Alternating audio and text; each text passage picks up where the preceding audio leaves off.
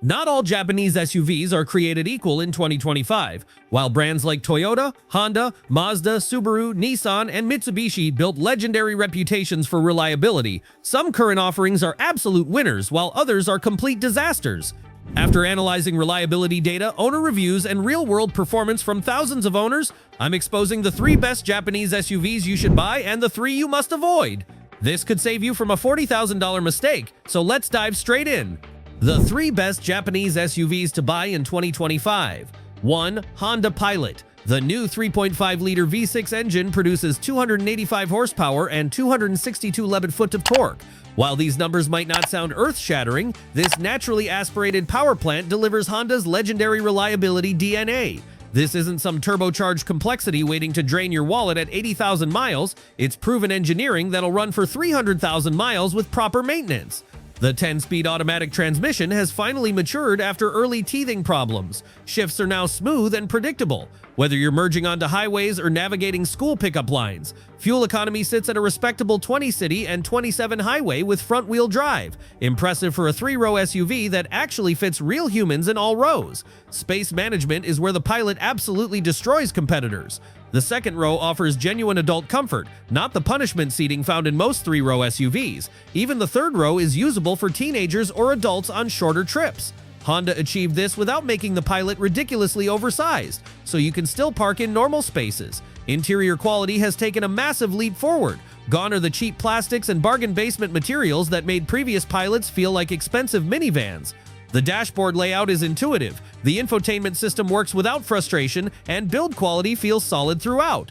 Honda finally understood that people spending $45,000 expect premium materials. The all-wheel drive system handles most real-world situations competently. It won't tackle extreme off-roading, but it confidently manages snow, light trails, and slippery conditions. Ground clearance of 8.2 inches and reasonable approach angles make it capable for family adventures.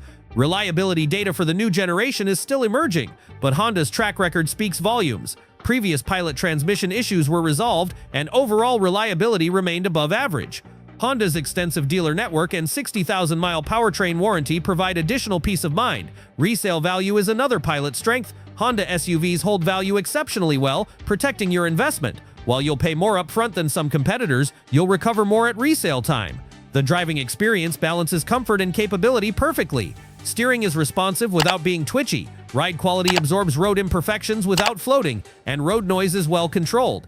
It's not thrilling to drive, but it's competent and confidence-inspiring. Exactly what SUV buyers want. The Honda Pilot represents intelligent SUV purchasing. It's reliable, practical, well-built, and will serve families faithfully for many years without expensive surprises. 2. Toyota Highlander Hybrid. The hybrid system combines a 2.5-liter 4-cylinder with 2 electric motors for 243 total horsepower.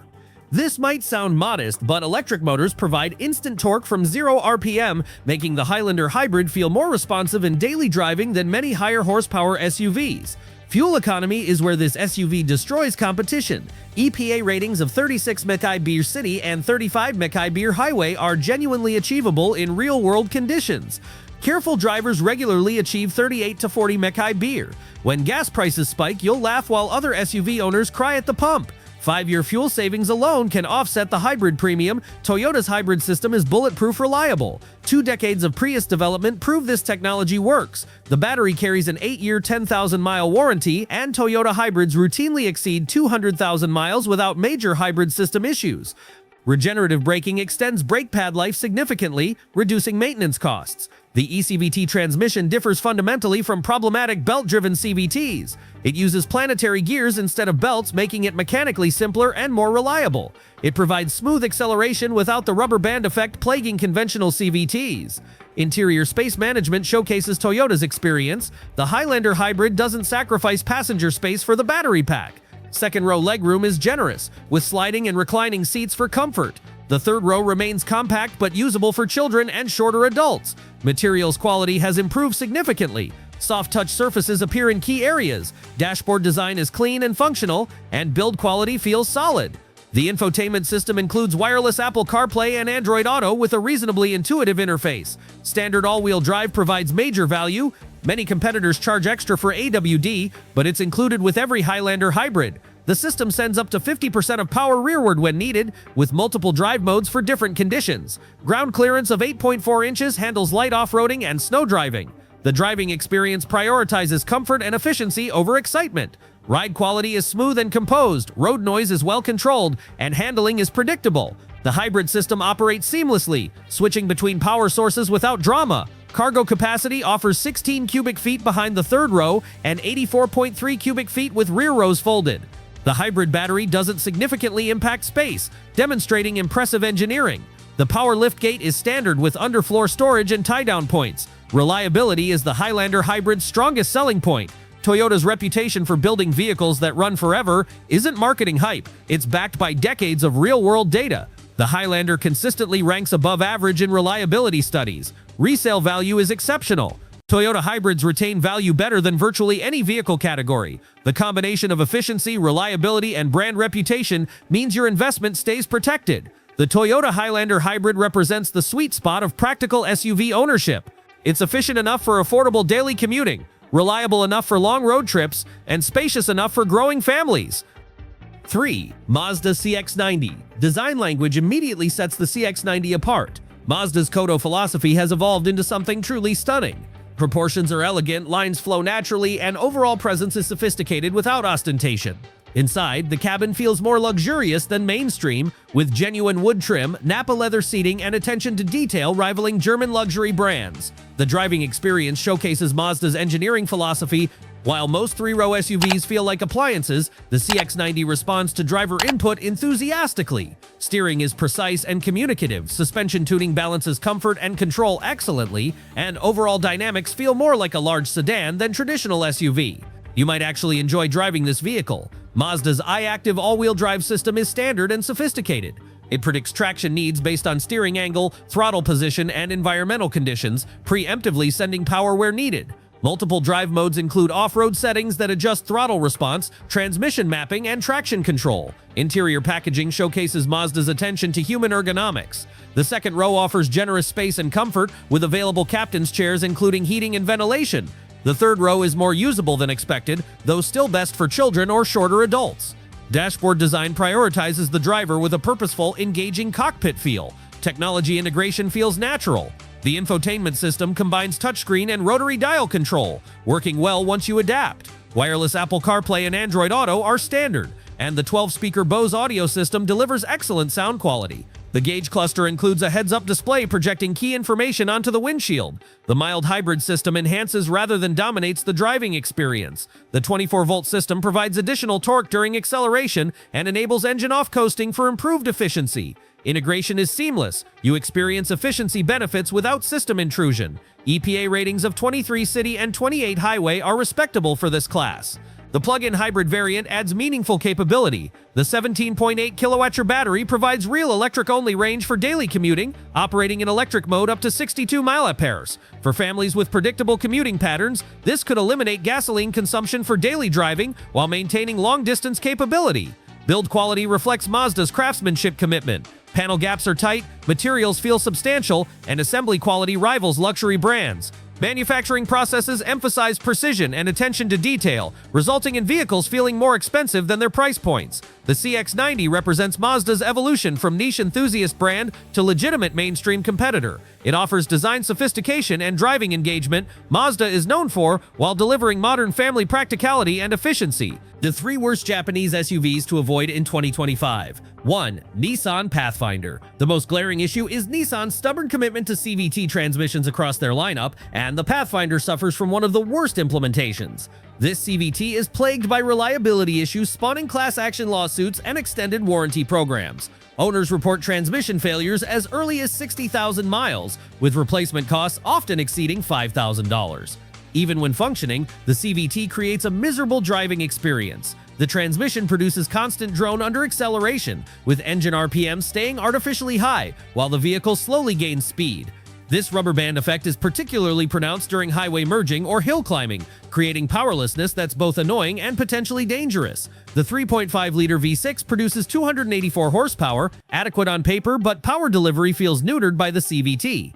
The engine works harder to compensate for transmission inefficiency, leading to poor fuel economy that negates supposed CVT benefits. Real-world fuel economy often falls short of EPA estimates. Interior quality reflects Nissan's cost-cutting priorities. Hard plastics dominate the cabin, even in frequently touched areas. Dashboard design feels dated and materials quality is noticeably inferior to competitors. Seat comfort is mediocre with insufficient bolstering and cheap upholstery that shows wear quickly. The infotainment system lags a generation behind competitors in hardware and software. Touchscreen response is sluggish, the interface is counterintuitive, and connectivity features fail frequently. Apple CarPlay and Android Auto are available but often disconnect or experience audio dropouts. Build quality issues extend beyond the transmission. Owners report premature interior component wear, electrical problems causing system malfunctions, and inferior paint quality. Rattles and squeaks develop within the first few years, suggesting inadequate assembly quality control. The all-wheel drive system is basic and designed for light duty only. It lacks competitor sophistication and doesn't include low-range gearing or proper off-road modes. Ground clearance is minimal, with approach and departure angles designed for parking lots rather than trails. Reliability statistics are consistently below average across multiple model years. Consumer Reports rates it well below average for predicted reliability, and J.D. Power Studies consistently rank it near segment bottom. Extended warranty programs Nissan has implemented acknowledge they know their products have problems. Resale value reflects market assessment of Pathfinder quality. Depreciation is rapid and severe, with 3-year examples losing significantly more value than comparable competitors. While this might benefit used buyers, steep depreciation reflects real quality concerns, making even discounted examples risky. 2. Subaru Ascent. The most significant issue is the turbocharged 2.4-liter four-cylinder engine, representing a fundamental shift from Subaru's naturally aspirated philosophy. This engine produces 260 horsepower and 277 lb-foot of torque, adequate numbers for the Ascent size, but real-world performance tells a different story. The turbocharger suffers significant lag, creating disconnect between throttle input and power delivery that makes the Ascent feel sluggish. Turbocharger reliability has been problematic across Subaru's lineup, and the Ascent is no exception. Owners report wastegate issues, oil consumption problems related to turbo operation, and complete turbocharger failures requiring expensive replacements. These issues often occur outside warranty coverage, leaving owners with repair bills exceeding $3,000. Fuel economy promises haven't materialized in real-world driving. EPA ratings of 21 city and 27 highway sound reasonable, but many owners report significantly lower numbers, particularly when using all-wheel drive in challenging conditions. The turbocharged engine's consumption spikes dramatically under load, negating theoretical efficiency benefits. Oil consumption has become a major concern. Many owners report excessive consumption requiring frequent top-offs between scheduled maintenance. Subaru has issued technical service bulletins acknowledging the issue, but solutions often involve major engine work that may not permanently resolve the problem. This isn't just inconvenient, it's potentially catastrophic if owners don't monitor oil levels religiously. The continuously variable transmission compounds engine problems. While not as problematic as Nissan's CVT, Subaru's implementation still creates the rubber band effect, making acceleration feel disconnected. The transmission hunting for ratios creates constant drone that becomes fatiguing on longer drives.